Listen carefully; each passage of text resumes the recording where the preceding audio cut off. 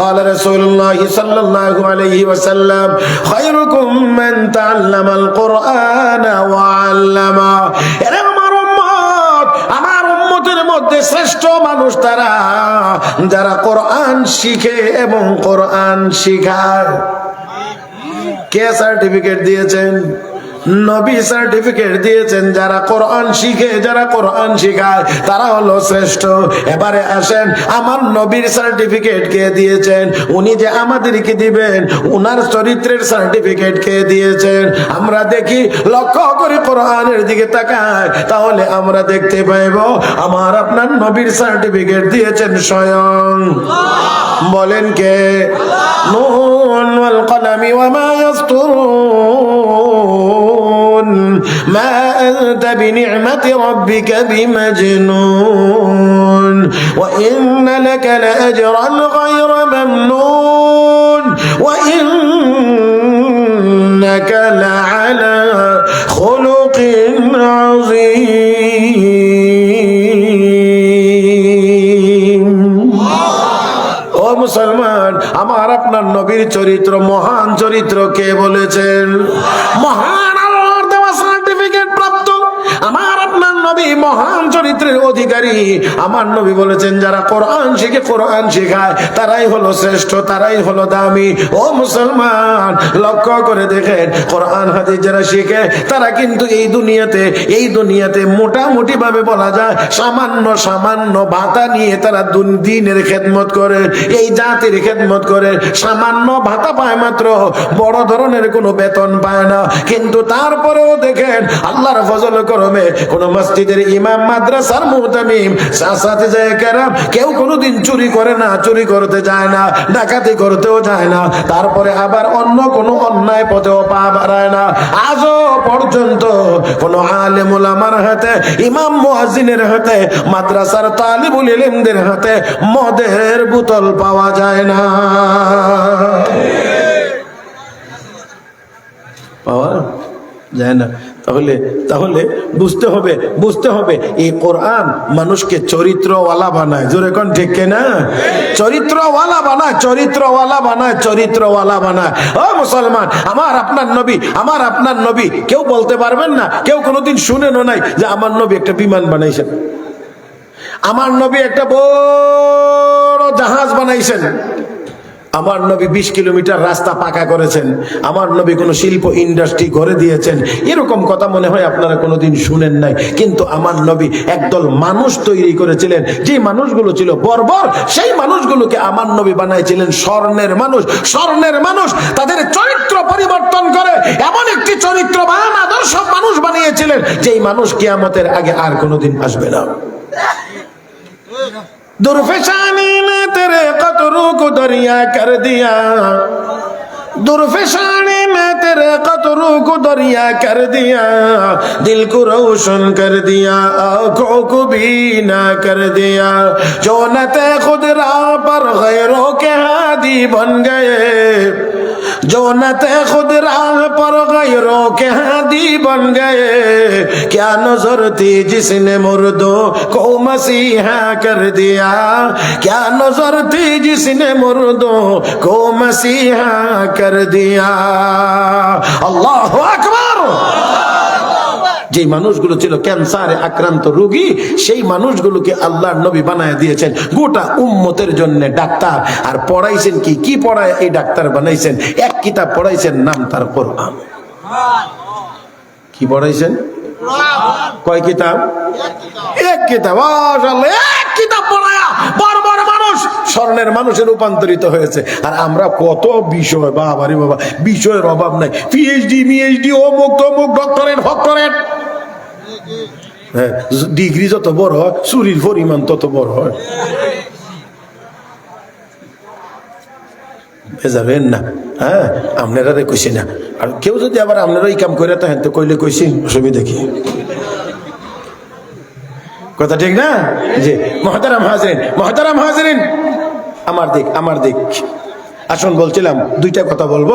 একটা হলো কোরআনের সাথে কোনো কম দামি জিনিসের সম্পর্ক নাই। 2 নম্বর হলো কম দামি জিনিসের সাথে সম্পর্ক হলে এটা আর কম দামি থাকে দামি হয়ে যায়, দামি হয়ে যায়। একেবারে সহজে বোঝার জন্য বলছি, কাগজ কাগজ কাগজ, পেপার পত্রিকাও তো কাগজ। এই কাগজ রাস্তায় পড়ে, পায়ের নিচে পড়ে, জুতার নিচে পড়ে, কিন্তু আবার এই কাগজের মধ্যে যখন কোরআন লেখা হয়, কোরআন যখন লেখা হয়, তখন এই কাগজের দাম বেড়ে যায়। কোরআন শরীফ লেখা একটা কাগজ, একটা পৃষ্ঠা, একটা সূরা লেখা, এটা কি আপনি আপনার জুতার নিচে ফেলে দিতে পারবেন? নিশ্চয় না, নিশ্চয় না। কাগজের সাথে কোরআনের সম্পর্ক, কাগজের দাম বেড়ে যায়। ও মুসলমান, একটা কাঠের টুকরার সাথে কোরআনের সম্পর্ক, কাঠের টুকরাটার দাম বেড়ে যায়। একটা কাপড়ের টুকরার সাথে কোরআনের সম্পর্ক, তো কাপড়ের টুকরার দাম বেড়ে যায়। আওয়াজ করে বলতে হবে, যেই সিনার ভিতরে কোরআন থাকবে, এই সিনার দাম কমবে না বাড়বে? ও ভাইরা, এই সিনার দামও বাড়বে। আমার নবী তো এই জন্যই বলেছেন, তোমাদের মধ্যে ওই লোকটাই দামি যেই লোকটা কোরআন শিখে এবং কোরআন শেখায়। আমার ভাইরা, আমার বন্ধুরা, তাই আসুন বলছিলাম, কিছু মানুষের উপরে কিছু মানুষকে আল্লাহ শ্রেষ্ঠত্ব দিয়েছেন, কিছু জায়গার উপরে জায়গাকে শ্রেষ্ঠত্ব দিয়েছেন।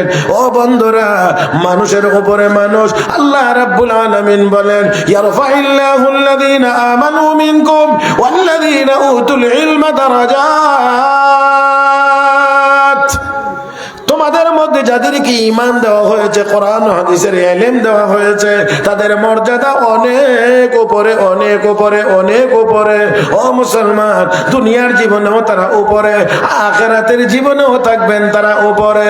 আমার ভাইয়েরা, আমার বন্ধুরা, প্রকৃত অর্থে যদি গভীরভাবে লক্ষ্য করেন, তাহলে দেখবেন উলামায়ে কেরাম সব সময় মানুষের কাছে দামি, আগেও ছিল, এখনো আছে এবং থাকবে।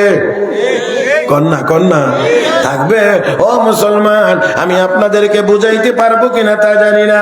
একটা সময় গিয়েছে বাংলাদেশে, কিছুদিন আগে একটা সময় এমন গিয়েছে, ও মুসলমান, আলেম ওলামাদেরকে দেখলেই যেন মানুষ মনে করতো বোমা মারতেছে। এমন একটা সিচুয়েশন দাঁড় করানো হয়েছিল। চেষ্টা করে আলেম ওলামাকে জনগণ থেকে দূরে সরানোর চক্রান্ত আর ষড়যন্ত্রের অংশ হিসাবে বোমাবাজদেরকে মৌলবীর সুরত দিয়া বোমা ফুটায়া বুঝাইছে মৌলবীরা বোমা মারে। আপনাদের একেবারে গ্রামের কথা বলছি না, তবে আপনাদের জানা মতে মসজিদে জুতা চুরি হয়নি? জুতা চুরি হয়। তো আপনারা যারা নামাজ পড়তে জানে না, তো সবাই চোর কেন না? তো জুতা চুরি হয় কেমনে মসজিদে? দেখেন না, একটু খেয়াল করে, মসজিদে না জুতা চুরিও, তো মুসল্লিরা সবাই জুতা চোর না? জি না, জি না, এটা আমরা সবাই বুঝি। নামাজিরা, মুসল্লিরা নামাজ পড়তে যায়, একদল চোর মুসল্লি সেজে জুতা চুরি করতে যায়। তো ওই জুতা চোর নামাজি না, নামাজি সাজে। এই রকমই একদলকে বোমাবাজ, এরারে মুন্সি মৌলবী বানানো হয়েছিল, সাজানো হয়েছিল, বানানো না সাজানো হয়েছিল। এই লেবাস দিয়া আলেম ওলামাদেরকে মুসলমানের কাছ থেকে দূরে সরাইতো, সাধারণ জনগণকে দূরে সরানোর জন্য। কিন্তু ওই জটিল এবং কঠিন সময়ের ভিতরেও কেউ নতুন ঘর উঠাইয়া ওই হাই স্কুলের হেডমাস্টারের কাছে কেউ কোনোদিন গেছে না যে স্যার মিয়া সাহেবরা তো সব বোমা মারে, তো দোয়াটা আপনি করে দিয়েছেন? কথা বুঝছেন না? কোন প্রিন্সিপালের কাছে কেউ যায় না কলেজের, স্যার মিয়া সাহেবরা তো সবাই এখন বাদ হয়ে গেছে, তো আপনি এসে একটু দোয়া করে যান। এত প্রপাগান্ডা থাকার পরেও, এত ভুল কথা প্রচলিত থাকার পরেও, আলেম ওলামাদের বিরুদ্ধে এত ষড়যন্ত্র থাকার পরেও, যে কোনো অনুষ্ঠানে দোয়া করা লাগে। ছেলে হয়েছে, মেয়ে হয়েছে, তো মিয়া সাহেব দোয়া করেন। বাবা মারা গেছে, তো মিয়া সাহেব দোয়া করেন। দোকান উদ্বোধন হয়েছে, মিয়া সাহেব দোয়া করেন। দোকানে লাভ হয়েছে, আলহামদুলিল্লাহ, মিয়া সাহেব দোয়া করেন। দোকানে বেশি ভালো না ব্যবসা, মিয়া সাহেব ব্যবসা বাণিজ্য বেশি ভালো না, দোয়া করেন। তাহলে বোঝা গেল সম্মানের আসনে অন্য কেউ না, ওলামায়ে কেরাম, ওলামায়ে কেরাম। কারণ তাদের সিনার ভিতরে কি আছে? হ্যাঁ, এখন যদি মুনাজাতে হাত তুললে কেউ একদম বাগডম গোড়ার ডোম সাজে, এই দোয়া আপনারা চলবে তো? হ্যাঁ, আর টিম তারা মাঠে পারে রিম তাদের খাড়া দুটো সিং চলবে তো দোয়া দেয়া? হ্যাঁ, তাহলে এছাড়া আর বলবে কি? হ্যাঁ মুসলমান, আর মেসাব যদি একটা ছোটখাটো হয়, কিছুদিন মাদ্রাসায় পড়ছে, তারপরও যদি ওরে নিয়ে এখন ও তালবা দোয়া করো, তো দেখবেন হ্যাঁ তুলে দোয়া করে, রব্বানা আতিনা ফিদ দুনিয়া হাসানা ওয়া ফিল আখিরাতি হাসানা ওয়া কিনা আযাবান নার, রব্বানা যালামনা আনফুসানা ওয়া ইন লাম তাগফির লানা ওয়া তারহামনা লানাকুনান্না মিনাল খাসিরিন। ও মুসলমান বলেন, এই দোয়াগুলো আমাকে আপনাকে কে শিক্ষা দিয়েছেন? কোরআনের এই দোয়াগুলো আল্লাহ আমাকে আপনাকে শিখাইছেন না? আল্লাহ আমাদেরকে জানায় দিয়েছেন দোয়া কেমনে করতে হবে। আচ্ছা, যিনি দরখাস্ত মঞ্জুর করবেন উনিও যদি দরখাস্ত লিখে দেন, বুঝে না? আরে যে অফিসারে দরখাস্ত মঞ্জুর করবেন এই অফিসার নিজেই যদি দরখাস্তটা লিখে দেন যে এইটাই দরখাস্ত, এইভাবে লিখতে হবে, তাহলে এই দরখাস্তের মধ্যে আর কি কোনো ভুল আছে? কারণ অফিসার নিজেই মঞ্জুর করবেন, উনিই লিখে দিয়েছেন। তো আমরা আল্লাহর কাছে কেমনে দোয়া করব? আল্লাহ কয়, জাহেলের দল, তোরা তো আর জানোস না কেমনে যে চাওয়া লাগে, আমি শিখাইয়া দেই, এমনি এমনি কথা কয় না? তো এই আমার কাছে এমনি এমনি হায় হায়, আর কি করতো আল্লাহ? কেমনে চাইতে হবে এটাও আল্লাহ আমাদেরকে শিখাই দিয়েছেন। এইগুলি দোয়া এমনি এমনি চা। তো যেই আল্লাহ শিখাই দিয়েছেন ওই আল্লাহ তো দোয়া কবুল করবেন। তো আল্লাহর শিখানো শব্দ দিয়ে যদি আমরা দোয়া করি তো দোয়া তো ফেরত এবার কথা না, কথা কন না কেন? হ্যাঁ, তাহলে আসেন বলছিলাম এই যে কোরআন এই কোরআন যারা শিখবে তারা অবশ্যই কম দামি হবে না, তারা অবশ্যই বেশি দামি হবে, কারণ কোরআন দামি জিনিস। ও মুসলমান, কাপড়ের টুকরা দামি হলে সিনার ভিতরে কোরআন থাকবে, এই সিনা কখনোই দুর্বল হবে না, সেই সিনা কম দামি হবে না। রব্বি কারীম তাদের মর্যাদা দুনিয়ার জীবনেও বাড়াইয়া দিবেন, আখিরাতের জীবনেও তাদের মর্যাদা বেশি হবে। আমার ভাইয়েরা, দুনিয়ার জীবনে আল্লাহ রাব্বুল আলামিন সকলের সামনে তাদেরকে ইজ্জতওয়ালা বানায়া দিবেন, আর পরকালে ওই কোরআনওয়ালারা নিজেরাই শুধু জান্নাতে যাবে না, কোরআনওয়ালারা আত্মীয় স্বজনের মধ্য থেকে বহু মানুষকে সুপারিশ করে আল্লাহর জান্নাতে নিয়ে যাবে। তাহলে যদি এতটুকু কথা আপনারা বুঝে থাকেন, তাহলে আমি আবারও সারাংশ টানতে চাই। আমি আসলে খুবই আন্তরিকভাবে দুঃখিত, সময় বেশি দেওয়া দরকার ছিল, কিন্তু আমি একেবারেই অপারক হয়ে গেছি, সেজন্যে বারবার আমি দুঃখ প্রকাশ করছি যে আমি পারতেছি না, এই জন্যে আন্তরিকভাবে দুঃখিত। তারপরেও কথাটার একটা ফিনিশিং হইতে হবে, এই জন্যে আমি আপনাদেরকে বলছি দুইটা কথা। এক নম্বর কথা হলো, কোরআন এর সাথে কোনো দামি জিনিসের সম্পর্ক, সব দামি জিনিসের সম্পর্ক, কম দামি কোনো জিনিসের সম্পর্ক নাই। কম দামি জিনিসের সম্পর্ক যদি হয়ে যায় তাহলে এটা আর কম দামি থাকে না, এটাও দামি হয়ে যায়। তাহলে এই কোরআন আল্লাহ আমাদেরকে দান করেছেন আমাদেরকে দামি বানানোর জন্যে, কিন্তু আমরা দামি হওয়ার জন্য দৌড়ি এমনি। মুহতারাম হাজরিন, বুঝতে হবে, চিন্তা করতে হবে আমাকে আপনাকে। দামি এদিক ওদিক দৌড়ায় হওয়া যাবে না। আল্লাহ যেই পথে দামি বানাইবেন সেই পথে আমাদেরকে চলতে হবে। তো আল্লাহ দামি বানানোর জন্য একটা নমুনা দেখায়া আজকের আলোচনা আমি শেষ করব। আল্লাহ রাব্বুল আলামিন হযরত ওমর ফারুক রাদিয়াল্লাহু তাআলা আনহু এক সময় উট রাখালি করতেও জানতেন না, উট মাঠে কিভাবে চড়াইতে হয়, ঘাস খাওয়াইতে হয় জানতেন না ভালোভাবে। হযরত ওমরের বাবা মাঝে মাঝে কইতো, তোর ভবিষ্যৎ অন্ধকার, তুই কি কইরা খাইবি? উট ঠিক মতো রাখালি করতে জানোস না, তুই কি কইরা খাইবি?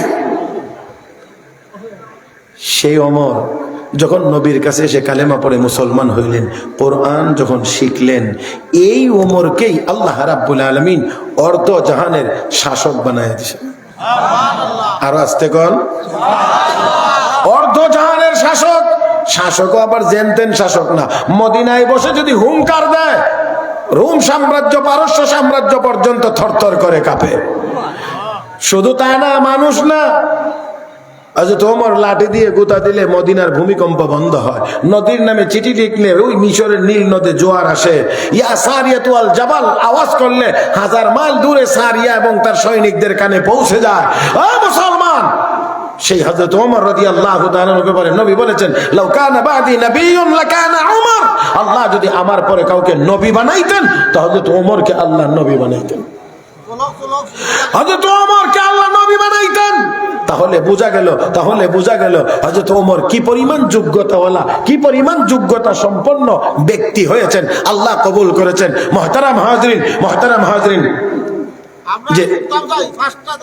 জি জি জি জি, আমি তো শেষ করি নাই, তো শেষ করব একটা ভাব আর কি, কথা বুঝেন নাই। কিছু গাড়ি আছে জায়গা তুই ব্রেক করতে পারে, আবার ট্রেন যদি হয় এটা অনেক আগের থেকে ব্রেকের প্রস্তুতি নিতে হয়। তো আমার একটুখানি সামনে রেখেই আমি কিন্তু একটু ব্রেক করব আর কি।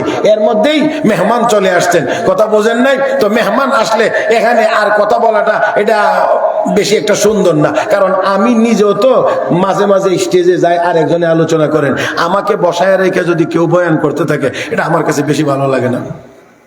কারণ আমি আসছি নিশ্চয়ই এটা বোঝা উচিত যে আপনার সময় শেষ হয়েছে, তো আর একজন মেহমান আসলে এটাও আমার বোঝা উচিত যে আমারও সময় শেষ হয়েছে। এই জন্য তারপরেও আপনি অনেক আবেগ নিয়ে বলছেন, আমি শেষ করি নাই, মেহমানের কাছ থেকে কয়েকটা মিনিট সময় আমি নিয়ে নেব। মেহমান অনেক বড়, অনেক অনেক অনেক মর্যাদাবান, তবে বয়সের দিক দিয়ে আমি একটু বেশি, তো এই জন্য একটা সুযোগ তো আছে, কথা বুঝেন নাই, একটা সুযোগ তো আছে যে আমি বয়সে একটু বড়। এই জন্যে শুধু আপনাদের পক্ষ হয়ে আমি কয়েকটা মিনিট সময় নিচ্ছি, এর ভিতরে আমি কথাগুলো শেষ করব। মুহতারাম হাজরিন, তাহলে বলছিলাম হযরত ওমর ফারুক রাদিয়াল্লাহু তাআলা আনহুকে আল্লাহ রাব্বুল আলামিন এত বড় বানায়া দিয়েছিলেন, এত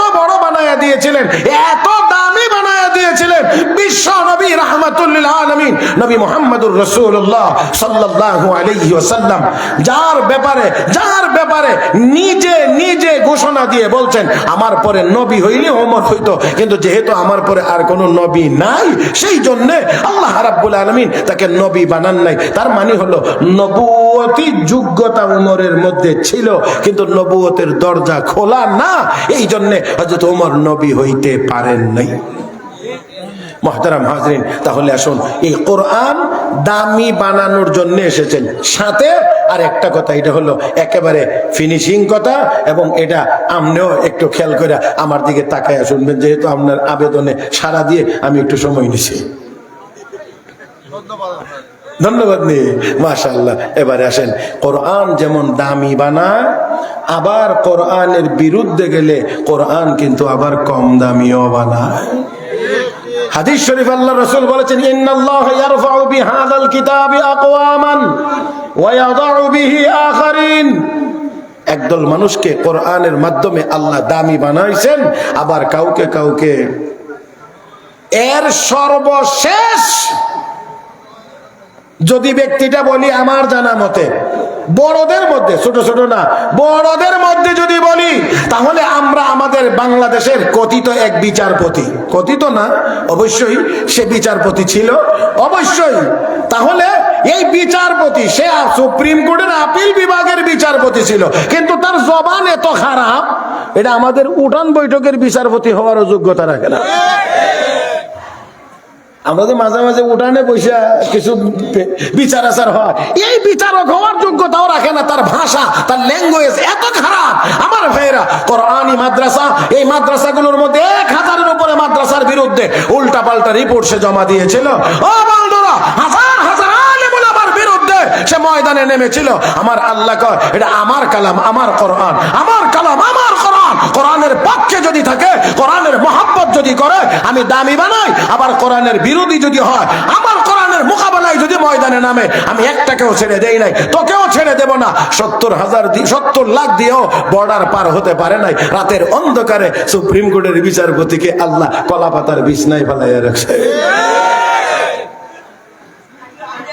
তাহলে আমাদেরকে অবশ্যই চিন্তা করতে হবে আমরা কোন পথে যাব। তাই আসুন কোরআনের সাথে যদি মহব্বতের সম্পর্ক হয়, কোন আলিমান আও মুতাআল্লিমান আও মুস্তামিআন আও মুহিব্বান, আল্লাহ রাসূল বলছেন সর্বশেষ যদি কিছুই হতে পারলা না তাহলে কোরআন এবং কোরআনওয়ালা কোরআনের প্রতিষ্ঠানকে মহব্বত করো। ওয়ালা তাকুন খামিসান, 5 নাম্বার হয়ো না, দল চারটে। তুমি 5 নম্বরে যাও না, যদি যাও ফাতাহলিক, ধ্বংস হয়ে যাইবা। আল্লাহ যেন আমাদের সবাইকে কোরআনের মহব্বত অন্তরে ধারণ করে দামি হওয়ার তৌফিক দান করেন, ধ্বংসের হাত থেকে আল্লাহ যেন আমাদেরকে হেফাজত করেন। আমিন ইয়া রাব্বাল আলামিন। সুবহানাকাল্লাহুম্মা বিহামদিক আশহাদু আল লা ইলাহা ইল্লা আনতা আস্তাগফিরুকা ওয়া আতুবু ইলাইক ওয়া আখিরু দাওয়ানা আনিল হামদুলিল্লাহি রাব্বিল আলামিন। ওয়াসসালামু আলাইকুম ওয়া রাহমাতুল্লাহি ওয়া বারাকাতুহু। দোয়া করবেন সাহেব।